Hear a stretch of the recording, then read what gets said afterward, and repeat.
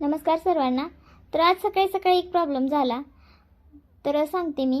तर काय झालं माहिती आहे का, तर आमचा चाकू सापडना झाला होता सकाळपासून. त्यामुळं मी आज इळीच वापरणार आहे आणि वेळ वापरायचं मला खूप भीती वाटते ती लागायची, आणि तसंच झालं. तर आणि बसायचं पण खाली प्रॉब्लेम होतो. चाकू असला की नाही पटकन वरून वरतीच तिथं कापून टाकायला येते. इळीने कापायचं म्हटलं की खाली बसायला लागते, खाली बसून मग ते कापायचं हे. तर असं होतं, आणि वेळ हातात घेतली की नाही मला अगोदरच घ्या वाटतंय. तर कांचन तर आधीच म्हणत होती ताई तुम्हाला लागेल, आणि तसंच झालं, लागलंच मला.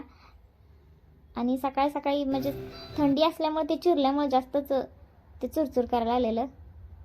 तर कांचन म्हटली राहू दे आता मीच करते ते. मग बाकीचं तीनच मग कट केलं, कांदा आणि टोमॅटो.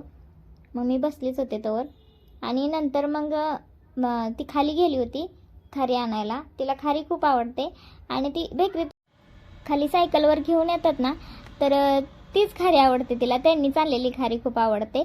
तर नंतर मग ती खारी घेऊन आली, आणि इकडे आहोंचं पाणी पण तापतंय तोवर. Good morning. तर आता मी पीठ मळते, आणि सकाळी खाली गेलती 2 कॅन भरून पाणी आणलं, आणि नंतर पाणी आणायला गेल्यावर खारीवाला दिसला सायकलवर खाली खारी घेऊन आलेला. तर थांबा दाखवते.